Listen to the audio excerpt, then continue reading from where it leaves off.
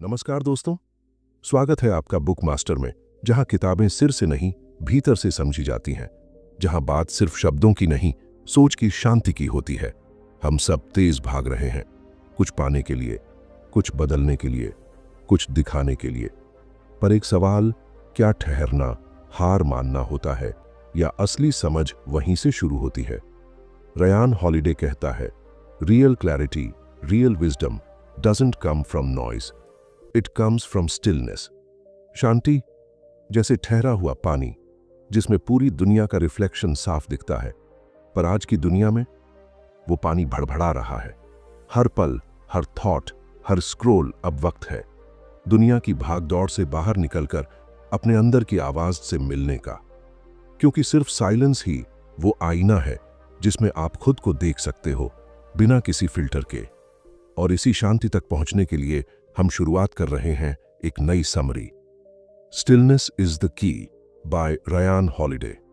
एक ऐसी किताब जो तुम्हें सिखाएगी माइंड का शोर कैसे सुनना बंद करो, शरीर को कैसे रोकना नहीं समझना है, और आत्मा को कैसे फिर से फील करना सीखो। बुक मास्टर में हम आवाजों को मंद करते हैं ताकि सोच गूंज सके भीतर से। चलो फिर इस सोच की आगे की राह में सबसे पहला दरवाजा खोलते हैं। चैप्टर 1, शांति सिर्फ मौन नहीं, वो तुम्हारी सबसे बड़ी ताकत है। हम सब ये सोचते हैं कि हमें आराम चाहिए, असल में हमें चाहिए शांत दिमाग, एक ऐसा मन जो कब बोलना है ये जानता हो और कब चुप रह जाना चाहिए ये भी। ज्यादातर लोग समझते हैं कि शांति का मतलब है जंगल में चले जाओ, दुनिया से कट जाओ, सब बंद कर दो। पर रयान हॉलिडे कहता है, stillness is not the absence of activity, it's the presence of clarity.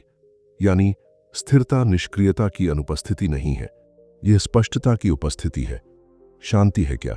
शांति तब होती है जब आप भागना बंद करते हो, लेकिन रुकने के लिए नहीं, साफ देखने के लिए।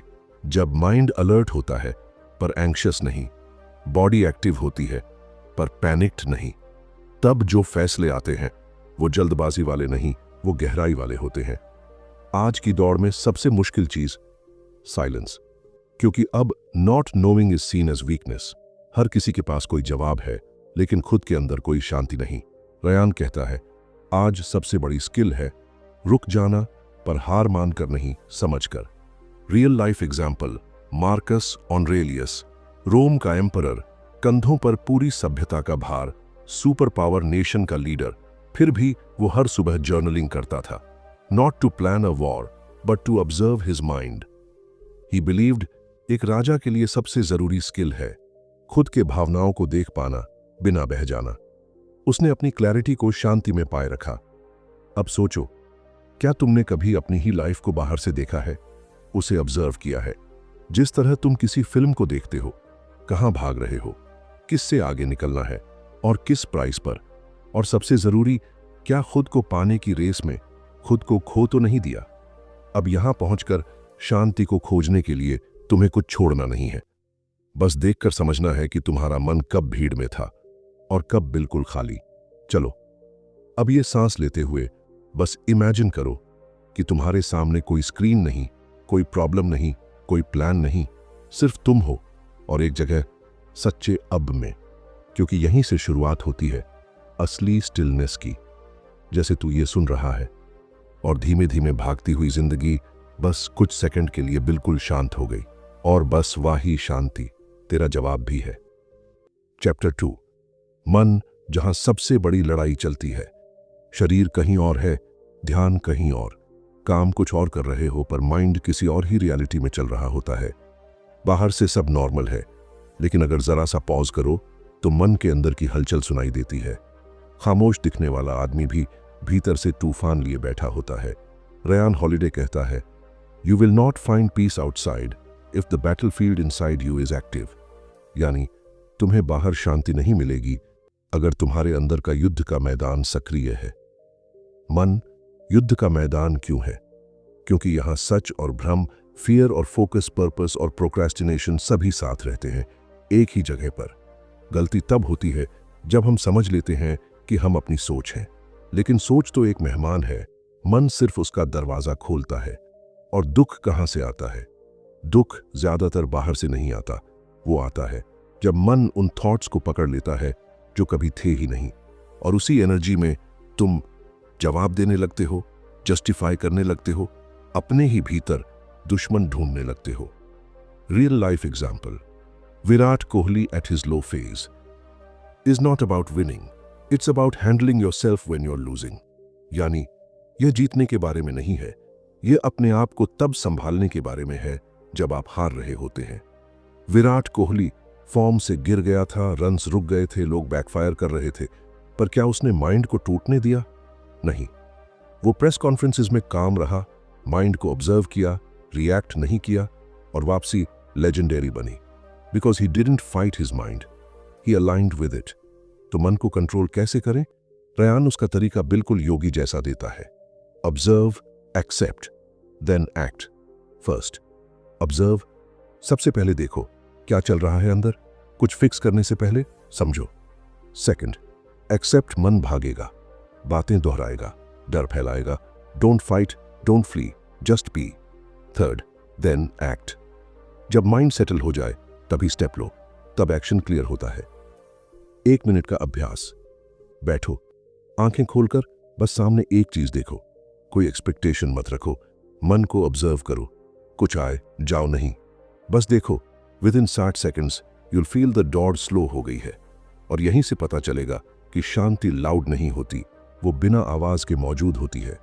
अब जब मन की ये इंटरनल गड़गड़ाहट थोड़ी शांत हो गई है, तो अगला कदम आता है शरीर का रीसेट। बिकॉज माइंड से बाहर आने के लिए बॉडी को एंकर बनाना पड़ता है, और वही करेंगे पार्ट 3 में। तेज सोचों से बाहर निकलने का रास्ता धीरे चल रहे शरीर से शुरू होगा। चैप्टर 3, सिर्फ दिमाग नहीं, शरीर भी शांत होना चाहिए। अब तक हमने देखा कि मन के अंदर कैसे हलचल चलती है, कैसे विचार एक जंग जैसी चलते हैं, लेकिन एक बात को अक्सर नजरअंदाज कर देते हैं। दिमाग को शांत करने के लिए शरीर को भी रुकना पड़ता है। रयान हॉलिडे कहता है, the body is the minds first battle field, यानी शरीर ही मन का पहला युद्ध का मैदान है। कैसे? सोचो, तू दिन भर SOCH रहा है शांत रहने की, पर पोस्चर ऐसा है जैसे वॉर ग्राउंड में है। शरीर टेंस, मुट्ठियां ज्यादा टाइट, सांसें तेज, भौं सिकुड़ी हुई, पीठ झुकी हुई। इनसाइड सोच भी रही है, चलो शांति की तलाश करें। पॉसिबल नहीं है, क्योंकि माइंड और बॉडी 2 अलग एंटिटीज नहीं, वो एक सिस्टम है। और जब सिस्टम में ही बैलेंस नहीं है तो आउटपुट क्या होगा? Distraction, tiredness, escape, toxic energy. Real life example, MS Dhoni. Indian cricket team ने काउंटलेस करोड़ों दिल जीते, लेकिन MS धोनी ने दिल नहीं, शांति दिखाई। फाइनल ओवर चल रहा था, वर्ल्ड कप एज पर था, पूरे देश की धड़कन तेज थी, लेकिन उसने क्या किया? He calmly walked up, took the shot, और हिस्ट्री बना दी। वो बाहर से शांत था क्योंकि भीतर का शरीर भी शांत था। तेज सोचना जरूरी नहीं था, सही डिसीजन लेना जरूरी था, और ये तभी पॉसिबल है जब बॉडी स्टिल हो, काम हो, अलर्ट हो, लेकिन रिएक्शन फ्री हो। शरीर को कंट्रोल करो, सोच खुद रिसेट हो जाएगी। जब तुम धीरे धीरे गहरी सांस लेते हो, जब तुम अपने कंधों को ढीला करते हो, जब तुम अपनी गर्दन मोड़ते हुए टेंशन छोड़ते हो, तो दिमाग सीधा समझ जाता है अब डर नहीं है, अब रेस नहीं है, अब पॉसिबल है। बॉडी से सिग्नल मिलते हैं माइंड को, और धीरे धीरे माइंड कहता है चलो अब साफ देखा जाए जो हमें करना है। एक ट्राई करने वाला अभ्यास, आंखें बंद करो, अपने हाथ धीरे धीरे खोलो, कंधे, जेब, पेट जो भी टाइट है उन्हें कॉन्शियसली रिलैक्स करो। फिर एक डीप स्लो सा इनहेल, और अपने आप से बस एक बात पूछो, क्या मैं अपनी सोच की दौड़ को अपने शरीर की रफ्तार से सिंक कर सकता हूं? रियल शिफ्ट वहीं से शुरू होता है। कोई भी माइंडसेट केवल सोच से नहीं बदलता, वो तब बदलता है जब बॉडी, ब्रेथ और ब्रेन एक ही पेज पर आते हैं। शाउट्स नहीं चाहिए जिंदगी में, फ्लो चाहिए। तभी तो सबसे बड़ा काम कभी कभी होता है बस थम जाना। अब जब शरीर साइन दे रहा है तो अगली परत चलती है, वो होती है हमारी आत्मा की। दिमाग ठीक, शरीर भी ठीक, but what about that emotional soul? अब बात करेंगे उस परत की जो दिखती नहीं लेकिन सबसे ज्यादा असर करती है, आत्मा, soul energy, inner calm. Chapter 4, जब आत्मा अशांत होती है तो बाहर सब अधूरा लगता है। अब तक हमने मन की हलचलों को समझा, शरीर के तनाव को रोका, लेकिन एक लेयर और बची है, सबसे अंदर की, जिसे भले ही कोई एक्स-रे में ना देख पाए, पर जब वो परेशान होती है तो चेहरे पर थकान, बातों में टूटापन और मौन में बेचैनी दिखती है। शरीर थकता है, लेकिन आत्मा तब थकती है जब वो बिना सुकून के जीती है।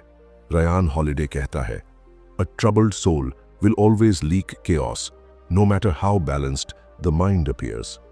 यानी एक परेशान आत्मा हमेशा अराजकता फैलाएगी, चाहे मन कितना भी संतुलित क्यों ना दिखे। यानी आउटर स्टिलनेस एक्ट की जा सकती है, पर अंदर की अशांति इवेंचुअली बाहर दिख ही जाती है। और यही अक्सर होता है। हम परफेक्टली बात करते हैं, कॉन्फिडेंट दिखते हैं, प्लान भी होते हैं, बट अंदर से फ्रैक्चर्ड होते हैं। अब सवाल है, आत्मा अशांत क्यों होती है? क्योंकि हम इमोशनल पेन को इग्नोर करते हैं। हम पास्ट हर्ट्स को मूव ऑन कहकर दबा देते हैं। हम खुद को ही कभी पूरी तरह से अलाउ नहीं करते, ना रोने के लिए, ना थकने के लिए, ना रुकने के लिए।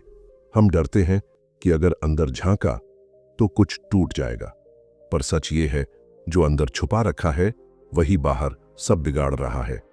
Real life example robin Williams की। सबसे ज्यादा हंसाने वाला इंसान रॉबिन विलियम्स। रोजों की हंसी, दुनिया भर की तालियां, लेकिन भीतर से emotional collapse, inner emptiness, soul unrest. कुछ सालों बाद दुनिया को पता चला कि सबसे ज्यादा हंसी लाने वाला खुद सबसे ज्यादा जल रहा था भीतर। तेज दिमाग, एक्टिव शरीर, लेकिन आत्मा परेशान, शाक, सब अधूरा। तो आत्मा से पीस कैसे लाएं? Not via quotes, not even via logic, but through truth, deep allowance, inner permission. कुछ सिंपल स्टेप्स: जर्नलिंग, दिल की असली बातें खुद से निकाल। फॉरगिवनेस, दूसरों से पहले खुद से। स्टॉप परफॉर्मिंग, दिखावा नहीं, महसूस करना। ट्राई दिस, बैठो कहीं, जस्ट 5 मिनट्स।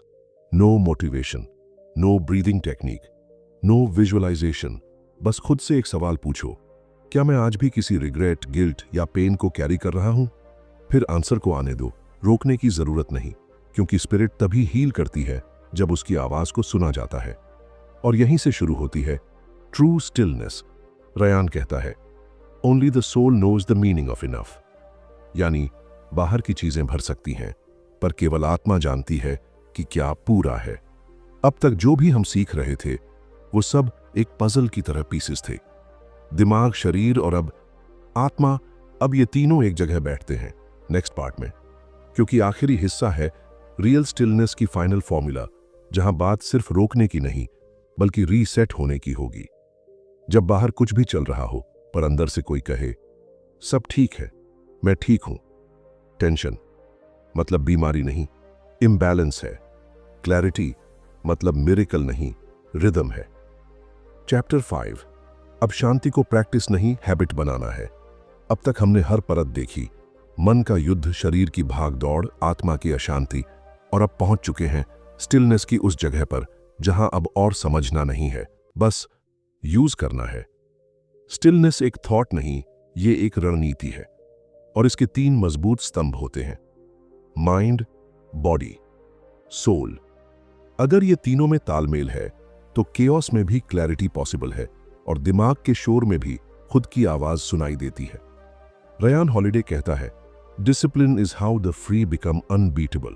यानी अनुशासन ही वह तरीका है जिससे आजाद लोग अजेय बनते हैं।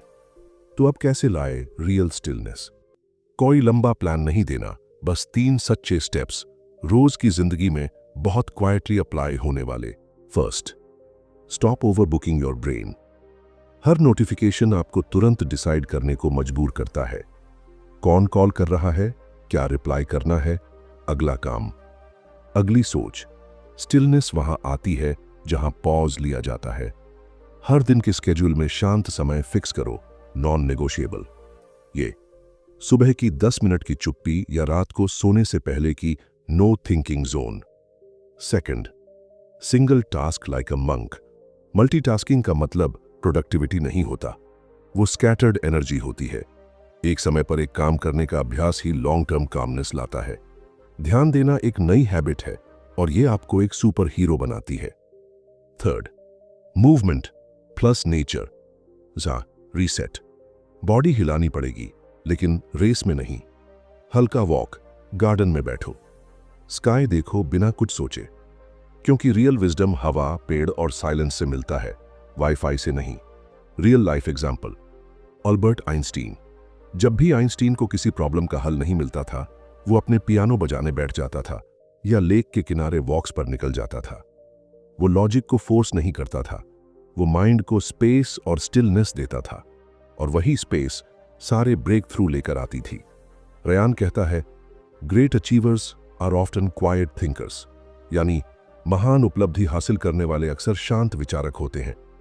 फाइनल रिफ्लेक्शन, अगर स्टिलनेस को आज समझा और रोज के केओस में थोड़ा भी उतारा, तो नॉट जस्ट एंग्जाइटी बल्कि स्ट्रेस, डिसीजंस और डायरेक्शन सब साफ हो जाएगा।